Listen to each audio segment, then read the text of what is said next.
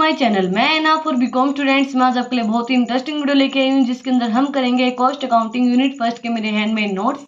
आज की वीडियो के अंदर हम करेंगे general principle of process costing, preparation कैसे करेंगे हम प्रोसेस कॉस्ट अकाउंटिंग की, और वेस्टेज एंड इट्स ट्रीटमेंट। ये टॉपिक जो है वो हम आज की वीडियो के अंदर कवर करेंगे। हमारी जो पिछली वीडियो थी उसके अंदर हमने किया था प्रोसेस कॉस्टिंग क्या होती है, उसकी कैरेक्टरिस्टिक्स क्या होती है, and joint costing and process costing के बीच में क्या डिफरेंस होता है। वीडियो को स्टार्ट करने से पहले अगर आप चैनल पे नए हैं तो पहले चैनल को जाकर सब्सक्राइब करें और बेल आइकन प्रेस करें फॉर न्यू अपडेट्स। तो हम स्टार्ट करते हैं। सबसे पहले जनरल प्रिंसिपल क्या होंगे प्रोसेस कॉस्टिंग के। प्रिंसिपल हमारा क्या होगा, material wages and overheads are calculated according to processes और operations in a period. Material जो है, वेजेज हैं और ओवरहेड्स हैं, वो किसके अकॉर्डिंग कैलकुलेट की जाएंगे, ऑपरेशंस की जो कॉस्ट होती है, ऑपरेशंस का जो पीरियड होता है उसके अकॉर्डिंग ही वो कैलकुलेट किए जाएंगे। जो रिकॉर्ड है to record each process is so maintained, जो रिकॉर्ड है हर एक प्रोसेस का वो मेंटेन किया जाएगा। That the output waste and scraps of each में बी करेक्टली असर्टेन, जिससे हमें क्या है, जो आउटपुट है और जो भी वेस्ट है वो करेक्टली हम देख सकें कि करेक्टली कितना हमारा वेस्ट हुआ है, कितना क्या कुछ हुआ है, वो सब चीज़ें हम चेक कर सकें।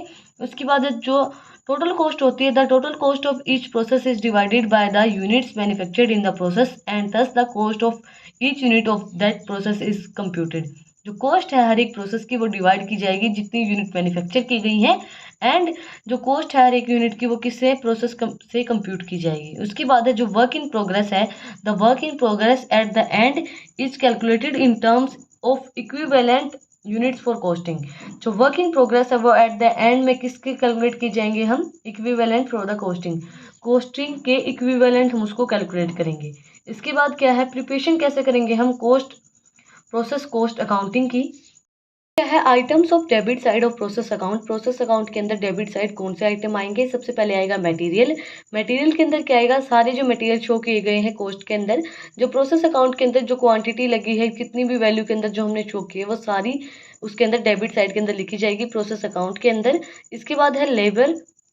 लेबर के अंदर क्या है, in each process work is perform by the separate worker. हर एक जो प्रोसेस है वो वर्क परफॉर्म की जाएगी किससे, सेपरेट वर्कर्स के through, and the wages paid to these workers should be divide debited to the process. जो वेजेस पे की जाएगी उनको वो डेबिट की जाएगी उस प्रोसेस के अंदर, and to which the work is functioning upon, जो वर्क फंक्शन परफॉर्म किया गया है उसके अपॉन। इसके बाद डायरेक्ट एक्सपेंसेस इसके अंदर इंक्लूड किए जाएंगे।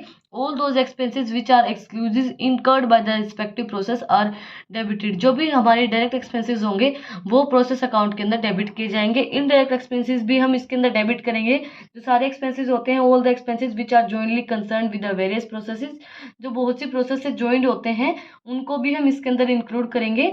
इसके बाद अबनॉर्मल गेन भी इसके अंदर लिखा जाएगा डेबिट के अंदर ही। अबनॉर्मल गेन के अंदर क्या आएगा, if any process the actual production is more than the normal production, जो हमारी एक्चुअल प्रोडक्शन है वो नॉर्मल प्रोडक्शन से ज़्यादा है तो उसको बोलते हैं एबनॉर्मल गेन, और जो एबनॉर्मल गेन होता है वो भी हमारा डेबिट साइड के अंदर आएगा। ओपनिंग बैलेंस जो होता है, if there is an opening stock of any process in the current year, its quantity and value both are debited. जो हमारी क्वांटिटी है और वैल्यू है वो सारी डेबिट की जाएगी। ओपनिंग बैलेंस जो होता है वो हमारा कंसर्न प्रोसेस। उसके बाद आइटम्स कौन से लिखे जाएंगे, credit side of the process account. Item कौन सा आएगा, क्रेडिट साइड के अंदर सबसे पहला है प्रोसेस लॉस। प्रोसेस लॉस के अंदर क्या है, in order to make the finish product, जब हम फिनिश प्रोडक्ट मैन्युफैक्चर करते हैं तो जो रॉ मटेरियल है वो पास होता है बहुत सी प्रोसेस के थ्रू। तो जो प्रोसेस, उस प्रोसेस के अंदर जो लॉस होता है, वो जो लॉस है वो हमारा किस साइड आएगा, क्रेडिट साइड आएगा। बाय प्रोडक्ट क्या होता है, if any process is obtained automatically और incidentally then the concern process account is credit by the value of by product. कोई भी प्रोसेस ऑटोमेटिकली हो जाती है, मतलब कोई गड़बड़ नहीं हो जाती, कोई गड़बड़ हो जाती है, कोई प्रोसेस ऑटोमेटिकली हो जाती है, उस प्रोसेस को वो भी बाय प्रोडक्ट के अंदर आएगी, और बाय प्रोडक्ट की साइड लिखा जाएगा, क्रेडिट साइड के अंदर आएगा। उसके बाद हमारा लास्ट आइटम क्या है, finish product. The output received other the complaints of the individual process is the finished product of the concerned process account, but the next process is in the form of raw material। जो हमारा finished product होता है वो क्या होता है, individual process के अंदर आता है, फिनिश्ड प्रोडक्ट कंसर्न किया जाता है, फिनिश्ड प्रोडक्ट बन गया, लेकिन जब हम नेक्स्ट प्रोसेस स्टार्ट करते हैं तो वो क्या होता है, रॉ मटेरियल हो जाता है। तो दैट्स वाई वो भी हमारा किस साइड आएगा, क्रेडिट साइड आएगा। उसके बाद है wastage and it's treatment. Wastage क्या होती है, उसका ट्रीटमेंट क्या होगा। Term wastage in the wider usage including wastage, scraps and spoilage which do to reduce the quantity concerns of the production. The wastage may be two types. Wastage दो तरीके से हो सकती है, normal wastage and abnormal wastage. Normal wastage कौन सी wastage होगी?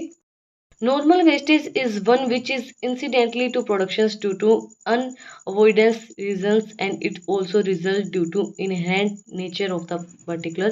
इसके अंदर क्या है, जो नॉर्मल वेस्टेज नॉर्मली कुछ भी हो सकता है, मतलब कि हम ध्यान नहीं दे किसी चीज़ पे. जैसे कि फॉर एग्जांपल, सबसे बढ़िया एग्जांपल है, हम दूध गैस पे चढ़ाते हैं और हमारा 1 सेकंड ध्यान इधर से उधर हुआ और वो दूध निकल जाएगा. तो उसी तरीके से नॉर्मल वेस्टेज का मतलब क्या होता है, वो जो इंसिडेंटली हो जाती है जब हम किसी चीज़ को अवॉइड करते हैं, अवॉइडेंस की वजह से. Process and uncontrollable in the shorter period of the time and with in the standard limit. Treatment क्या होगा इस अकाउंट का? जो नॉर्मल जो वेस्टेज होती है रिड्यूस करती है quantity of output as the this loss is borne by the production. जो लॉस है वो प्रोडक्शन से बोर्न किया जाता है and the cost per unit of output goes up to the extension. जो कॉस्ट पर यूनिट है वो बढ़ जाएगी क्योंकि हमारा लॉस हो गया है, प्रोडक्शन के अंदर हमारा लॉस हुआ है, तो वो फिर कॉस्ट ऑफ पर यूनिट को बढ़ाएगा. इसके बाद क्या है, if there is any saleable scrap it is sold and the released account is credited into the process account. If this wastage does not reach any value and quantity of wastage is recorded in the quantity volume and nil figure is shown in the account column. If it is to show that the normal losses is ultimately borne by the goods unit of production. जो normal losses होते हैं हमारे, वो ultimately borne होते हैं किससे? goods जो हम प्रोडक्ट करते हैं प्रोडक्शन की वजह से.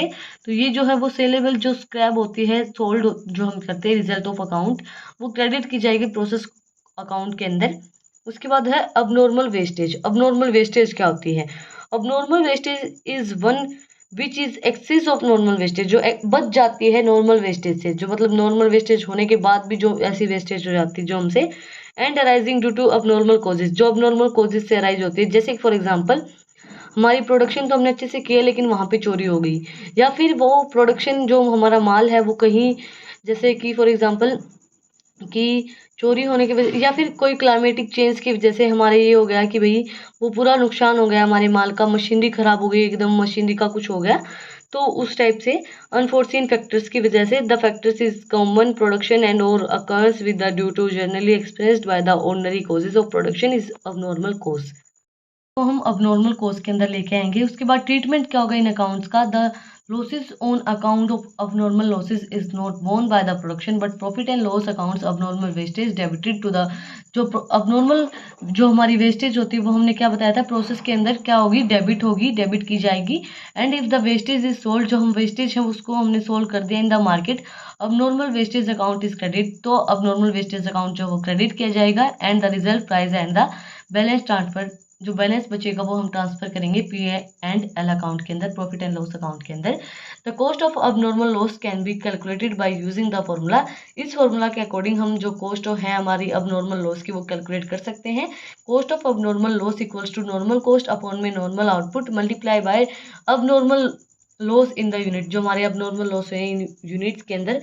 उसके बाद है अबनॉर्मल एफिशिएंसी और अबनॉर्मल गेन क्या होता है. द अबनॉर्मल जो नॉर्मल वेस्टेज होती है, the normal wastage is an estimate only. जो नॉर्मल वेस्टेज क्या होगी वो सिर्फ एस्टिमेट होती है. जो एक्चुअल वेस्टेज क्या होती है, एक्चुअल वेस्टेज में बी मोर और लेस. एक्चुअल वेस्टेज जो है वो लेस भी हो सकती है, ज़्यादा भी हो सकती है, कम भी हो सकती है नॉर्मल वेस्टेज से. If the norm actual is more than normal, अगर हमारी जो एक्चुअल वेस्टेज है वो नॉर्मल वेस्टेज से ज़्यादा है तो उसको हम अब नॉर्मल वेस्टेज कहेंगे. And but if the actual wastage is less, जो हमारी एक्चुअल वेस्टेज है वो कम है और नॉर्मल वेस्टेज ज़्यादा है तो उसको हम अब नॉर्मल एफिशिएंसी और अब नॉर्मल गेन कहेंगे. The abnormal gain is also calculated in the same way as the normal wastage. जो हम normal wastage कैलकुलेट करते हैं उसके सेम वे ही हम abnormal gain कैलकुलेट कर सकते हैं. इसके बीच में डिफरेंस क्या होगा, जो abnormal efficiency होती है वो शो की जाती है debit side of process accounting. जो प्रोसेस अकाउंट होता है उसके अंदर डेबिट साइड शो की जाती है और जो abnormal वेस्टेज होती है वो हम शो करते हैं उसी अकाउंट के अंदर क्रेडिट साइड. दैट्स वाई इनके बीच में ये डिफरेंस होता है, नहीं तो हम इसको सेम वे में कैलकुलेट कर सकते हैं. आज डे सेकंड के अंदर हमने पढ़ा है जनरल प्रिंसिपल क्या होंगे प्रोसेस कोस्टिंग के, प्रिपरेशन कैसे करेंगे हम प्रोसेस कोस्ट अकाउंट को, और वेस्टेज एंड इट्स ट्रीटमेंट. आज की वीडियो के अंदर हमने 3 टॉपिक कवर किए हैं. अगर आपको आज की वीडियो पसंद आई तो don't forget to like, share and subscribe my channel. Thank you for watching my video.